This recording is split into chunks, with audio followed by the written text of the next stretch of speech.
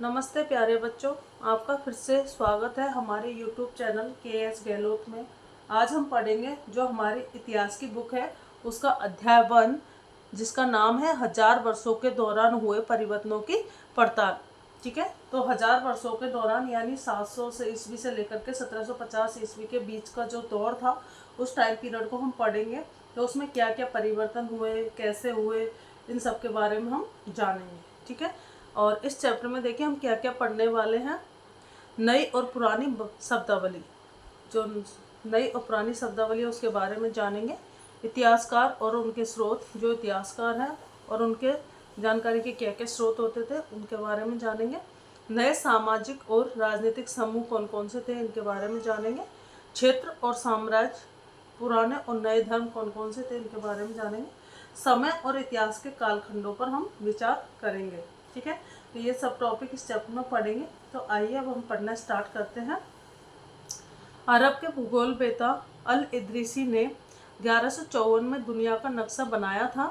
लगभग 600 साल बाद 1720 में एक फ्रांसीसी मानचित्रकार ने भारतीय उपमहाद्वीप का नक्शा बनाया था। ठीक है, एक अरब का भूगोलवेत्ता था जिनका नाम था अल इदरीसी। तो इन्होंने 1154 में दुनिया का नक्शा बनाया था और इसके 600 साल बाद यानी 1720 में एक फ्रांसीसी मानचित्रकार था, उन्होंने भारतीय उपमहाद्वीप का नक्शा बनाया था। ठीक है, तो इनमें क्या था, इसमें तटीय इलाकों के बारीक ब्यौरे देख रखे हैं। इस नक्शे का प्रयोग करके यूरोप के नाविक और व्यापारी अपनी समुद्र यात्रा के लिए करते थे। ठीक है, तटीय इलाके जो समुद्र के तट पर होते हैं, ठीक है, जो समुद्र का तट उनसे लगा होता है उनको बोलते हैं तटीय इलाके। तो जो ये नक्शे थे इनका प्रयोग करके जो यूरोप के नाविक थे जो और व्यापारी थे तो समुद्र में यात्राएं किया करते थे। देखिए बच्चों, अल इदरीसी जो थे, ठीक है, इन्होंने ये वाला मानचित्र बनाया था। और जो फ्रांसीसी मानचित्रकार थे, ठीक है, उन्होंने ये वाला नक्शा बनाया था।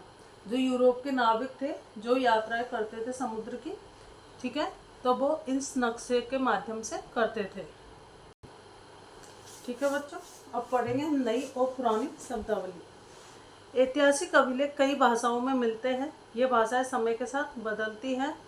ठीक है, जो ऐतिहासिक अभिलेख हैं वो बहुत सारी भाषाओं में मिलते हैं और इनकी भाषाएं समय के साथ बदलती है। और यह बदलाव सिर्फ व्याकरण और शब्द भंडार में ही नहीं बल्कि शब्दों के अर्थ में भी हुआ है। तो बदलाव बहुत ज़्यादा हुआ है, जो शब्दों के अर्थ है वो ही बदल गए हैं। आज हम हिंदुस्तान शब्द से आधुनिक राष्ट्र राज्य भारत को समझते हैं। जब हम आज के टाइम में, आज के समय में हम जब हिंदुस्तान शब्द बोलते हैं तो हमारे दिमाग में भारत आता है। ठीक है, तो आज के समय में जो हिंदुस्तान शब्द है वो भारत के लिए ही यूज किया गया है। फारसी के इतिहासकार 13वीं सदी में मिनाज ए सिराज ने पंजाब, हरियाणा और गंगा यमुना के बीच में स्थित इलाकों को हिंदुस्तान कहा है।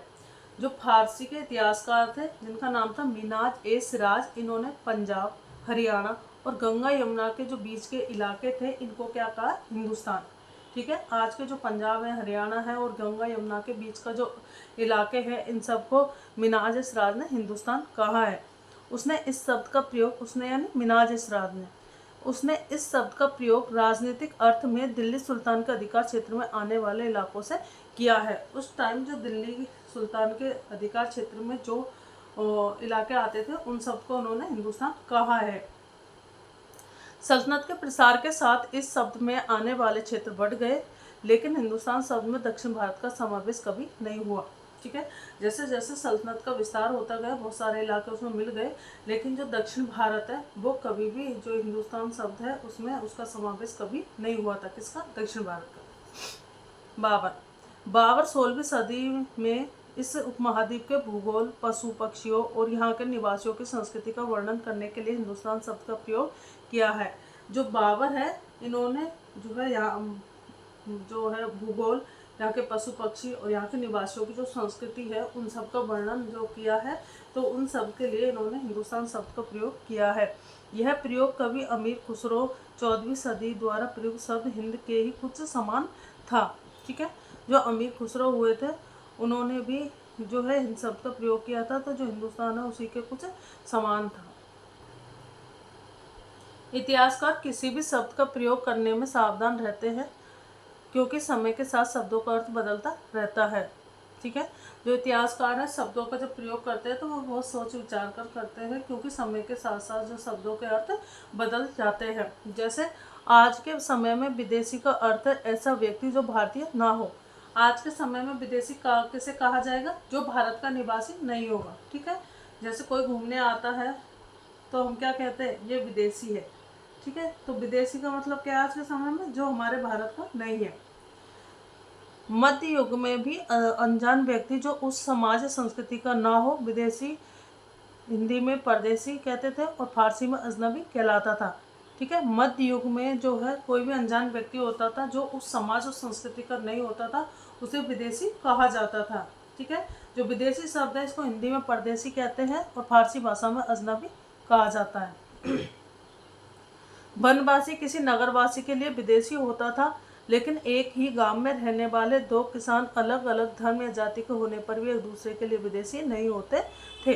ठीक है, जो वनवासी होता था नगरवासी के लिए विदेशी होता था मध्य युग में, लेकिन जो एक ही गांव में दो किसान रहते थे, ठीक है, तो वो चाहे अलग अलग जाति या धर्म के हो फिर भी एक दूसरे के लिए विदेशी नहीं होते थे क्योंकि वो एक ही गाँव के थे। अब हम पढ़ेंगे इतिहासकार और उनके स्रोत। इतिहासकार जो है उनके स्रोत क्या क्या है देखिए। 700 से 1750 ईस्वी का अध्ययन करने के लिए इतिहासकार सिक्कों, शिलालेखों, स्थापत्य यानी भवन निर्माण कला और लिखित सामग्री का प्रयोग करते हैं। जो 700 ईस्वी से लेकर के 1750 ईस्वी के बीच का जो अध्ययन है तो इतिहासकार किन के माध्यम से करते हैं? यहाँ पर मिले जो सिक्के हैं उस टाइम पर राजा महाराजाओं के द्वारा जो सिक्के चलाए जाते थे उनसे, शिलालेख यानी जो पत्थरों पर कोई लेख लिखा है उनसे, स्थापत्य यानी भवन निर्माण कला से, और वहाँ पर जो भी लिखित सामग्री मिली है इन सब से जो है इतिहासकार जानकारी इकट्ठा करते थे।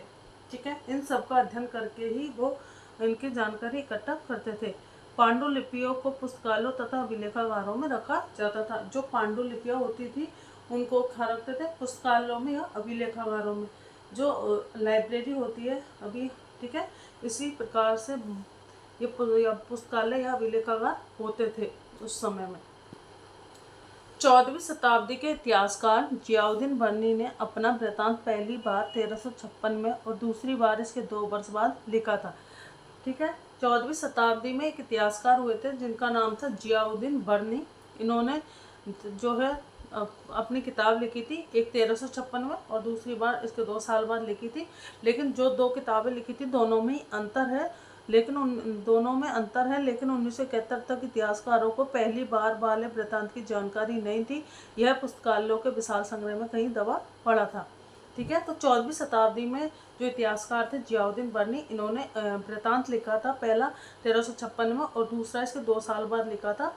और दोनों में बहुत सारा अंतर है। जो पहला वृत्तांत लिखा था वो 1971 तक तो इतिहासकारों को मिला ही नहीं था क्योंकि जो बहुत सारे पुस्तकालयों और बहुत सारे जो है पांडुलिपि वगैरह रखी गई थी तो उनके नीचे वो दबा रखा था। ठीक है, तो उनको पता ही नहीं था, फिर बाद में उनको मिला था। तो दोनों में बहुत सारा अंतर है।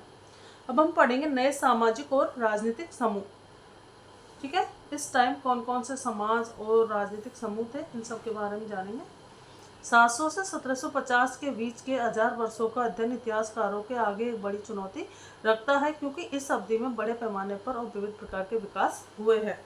700 से लेकर के 1750 ईस्वी के बीच जो 1000 वर्षों का अध्ययन है तो इस इतिहासकारों के लिए बहुत बड़ी चुनौती है क्योंकि इस टाइम पीरियड में बहुत सारा जो है परिवर्तन हुआ था। ठीक है, यह बहुत ज़्यादा गतिशीलता का दौर था। इस काल में जिन समुदायों का महत्व बढ़ा उनमें से एक समुदाय था राजपूत, जिसका नाम राजपुत्र अर्थात राजा का पुत्र से निकला है। ये बहुत ज़्यादा परिवर्तन यानी गतिशीलता का समय था और इस काल में बहुत सारे समुदाय हुए थे जिनमें से जो समुदाय था राजपूत, इसका ज़्यादा महत्व बढ़ा था। राजपूत का मतलब होता है राजा का पुत्र। 8वीं से 14वीं सदी के बीच यह नाम आमतौर पर योद्धाओं के उस समूह के लिए प्रयुक्त होता था जो क्षत्रिय वर्ण का होने का दावा करते थे। ठीक है, 8वीं से 14वीं शताब्दी के बीच जो राजपूत शब्द है वो उन योद्धाओं के समूह के लिए उपयोग किया जाता था जो क्षत्रिय वर्ण का होने का दावा करते थे। ठीक है, क्षत्रियों का काम क्या होता था? युद्ध लड़ना। योद्धाओं के दूसरे समूह में मराठा, सिख, जाट, अहोम और कायस्थ शामिल थे। जो योद्धाओं के और दूसरे समूह थे, ठीक है, एक समूह तो हमने राजपूत पढ़ा था, और जो समूह थे बहुत सारे उनमें मराठा थे, सिख, जाट, अहोम, ये सभी कायस्थ भी इसमें शामिल थे। इस काल के दौरान जंगलों की कटाई हो रही थी और खेती का इलाका बढ़ता जा रहा था, जिस कारण कई वनवासियों की जिस कारण कई वनवासियों को मजबूर होकर अपना स्थान छोड़ना पड़ा और कुछ कृषक बन गए थे।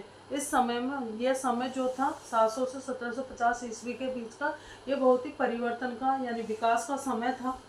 ठीक है, तो जंगलों को काटा जा रहा था और जंगलों को काट के उसको वहाँ पर खेती की जा रही थी। इस कारण से जंगल कट गए तो जो वन में रहने वाले लोग थे उनको अपना स्थान छोड़ना पड़ा और कुछ कृषक यानी किसान बन गए थे।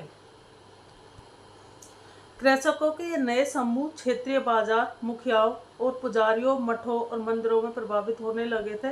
उन्हें अब कर देना पड़ता था और स्थायी मालिक वर्ग की सेवा करनी पड़ती थी। जो वनवासी थे, जो कृषक बन गए थे, तो इनको क्या करना पड़ता था, इनको कर देना पड़ता था।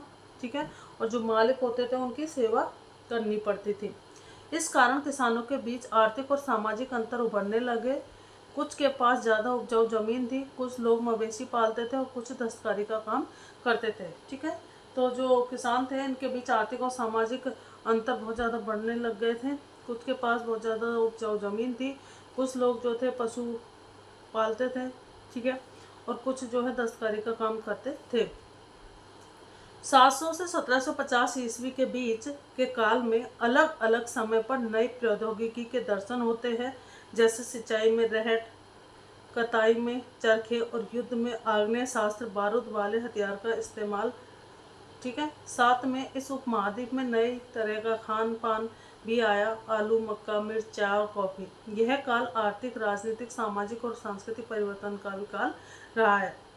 तो जो 700 से 1750 ईस्वी का जो काल है, इसमें बहुत सारी नई नई टेक्नोलॉजी का विकास हुआ था। ठीक है, बहुत सारे प्रौद्योगिकी के दर्शन होते हैं, जैसे सिंचाई जो होती थी तो उसमें सिंचाई रहट से की जाती थी, कताई में चरखे से कताई की जाती थी, और जो लड़ाई लड़ी जाती थी तो इनमें आग्नेय शास्त्र जो था वो बारूद वाले हथियार का प्रयोग किया जाता था।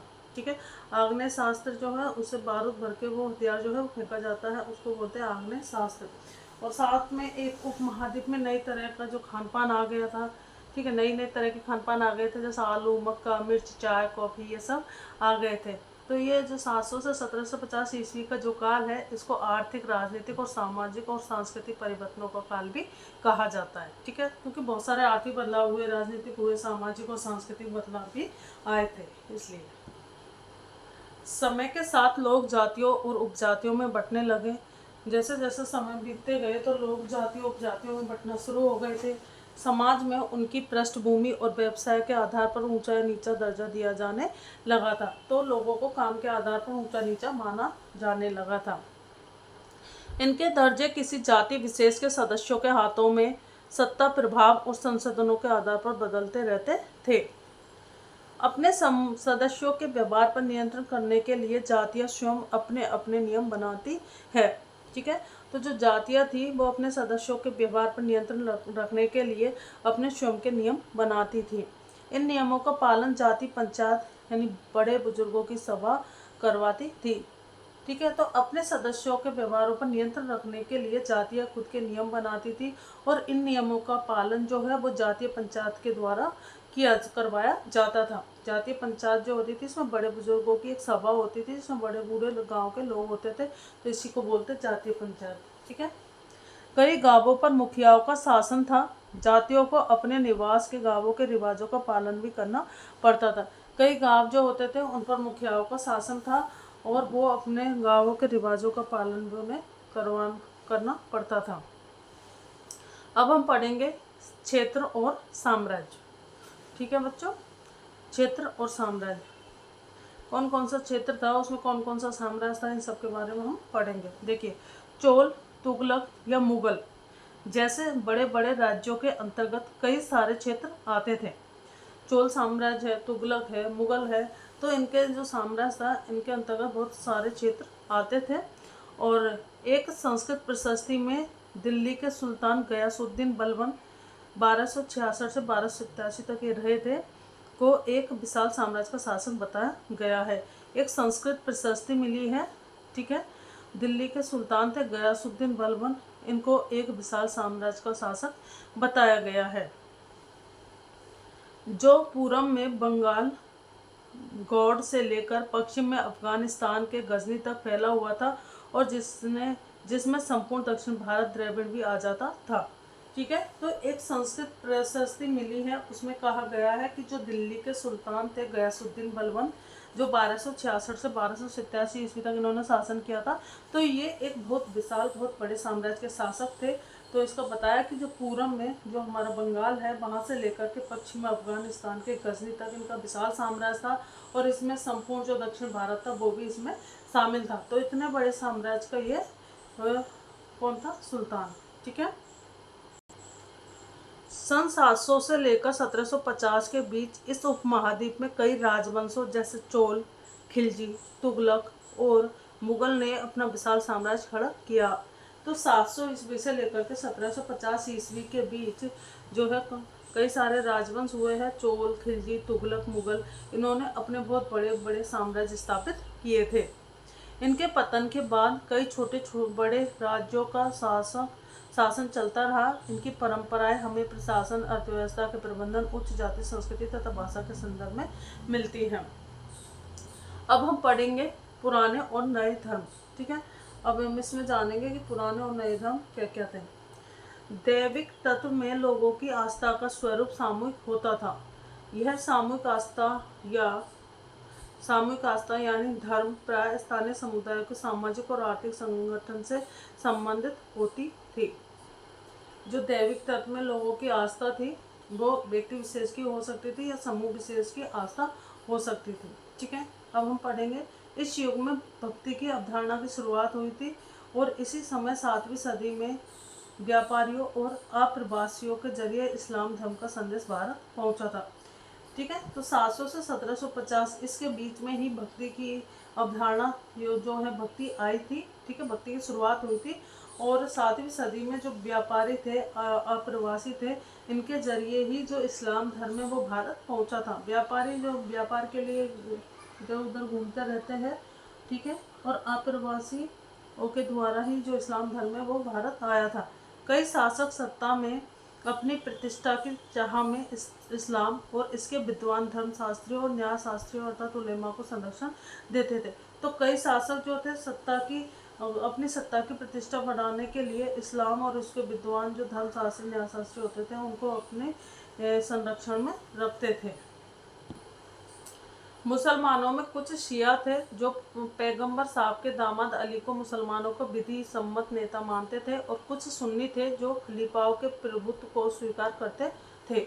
जो मुसलमान थे उनमें कुछ शिया थे जो मोहम्मद पैगंबर साहब थे, उनके दामाद थे अली, उनको ही मुसलमानों का नेता मानते थे। लेकिन कुछ सुन्नी थे, वो खलीफाओं के प्रभाव को स्वीकार करते थे। इस्लामी न्याय सिद्धांत भारत में हनफी और सफ़ी की विभिन्न परंपराओं में भी कई महत्वपूर्ण अंतर रहे हैं, ठीक है। जो इस्लाम के न्याय सिद्धांत थे उनमें भी बहुत सारे अंतर रहे हैं। अब हम पढ़ेंगे समय और इतिहास के कालखंडों पर विचार। इतिहासकार के अनुसार समय सामाजिक और आर्थिक संगठन में आने वाले परिवर्तनों को दिखाता है, ठीक है। तो इतिहासकार कहते हैं कि जो समय है वो सामाजिक और आर्थिक संगठन में जो भी परिवर्तन आते हैं उन सब के बारे में हमें दिखाते हैं, और विचारों तथा विश्वासों में स्थायित्व या परिवर्तन बताता है। अंग्रेज इतिहासकारों ने 19वीं सदी के मध्य में भारत के इतिहास को 3 युगों में बांटा था, हिंदू, मुस्लिम और ब्रिटिश। जो अंग्रेजों के जो इतिहासकार थे उन्होंने 19वीं सदी के मध्य में भारत के इतिहास को 3 भागों में बांटा था, हिंदू, मुस्लिम और ब्रिटिश। यह विभाजन इस विचार पर आधारित था कि शासकों का धर्म ही एकमात्र ऐतिहासिक परिवर्तन होता है, ठीक है। जो शासकों का धर्म ही एक ऐतिहासिक परिवर्तन होता है। इस आधार पर जो है हिंदू, मुस्लिम और ब्रिटिश के आधार पर हमारे जो भारत के इतिहास था उसको अंग्रेजों ने बांटा था। आज के अधिकतर इतिहासकार आर्थिक तथा सामाजिक कारकों के आधार पर ही अतीत के विभिन्न कालखंडों की विशेषताएं तय करते हैं। जो आज के यानी वर्तमान के जो इतिहासकार है वो सामाजिक कारकों के आधार पर ही हमारा जो अतीत है उसको बांटते हैं, उनकी विशेषताएं बताते हैं। इस उपमहाद्वीप के समाजों में हजार वर्षों के दौरान परिवर्तन आते रहे हैं और कई क्षेत्रों की अर्थव्यवस्था इतनी समृद्ध हो गई थी कि उसने यूरोपीय व्यापारिक कंपनियों को भी आकर्षित करना आरंभ कर दिया था। ठीक है, तो हमारे यहाँ पर कई क्षेत्रों की अर्थव्यवस्था बहुत मजबूत और समृद्धशाली हो गई थी। तो ये जो यूरोपीय व्यापारिक कंपनियाँ थी उनको भारत की तरफ यानी यहाँ आकर व्यापार करने के लिए वे आकर्षित किया था। ठीक है बच्चों, ये चैप्टर हो गया कंप्लीट। थोड़ा बड़ा चैप्टर है तो मैंने एक ही वीडियो में समाप्त करने के लिए इसको बना दिया है। थोड़ा लॉन्ग वीडियो है, लेकिन वीडियो को स्किप करके मत देखना। ठीक है, इसको ध्यान से सुनना, आराम से बैठ करके। एक बार में समझ नहीं आया तो 2 बार 3 बार देखना। एक वीडियो को बनाने में बेटा बहुत मेहनत लगती है। ठीक है, तो आप अच्छे से पढ़ाई करना। तो वीडियो को लाइक करना, शेयर करना, हमारे चैनल को सब्सक्राइब करना और जो बेल आइकन आती है उसको प्रेस करना, तभी आपके पास नोटिफिकेशन पहुंचेगा। और कोई भी आपको को जो है समझ नहीं आता तो आप कमेंट बॉक्स में कमेंट करके पूछ सकते हैं। ठीक है बच्चों, तो धन्यवाद।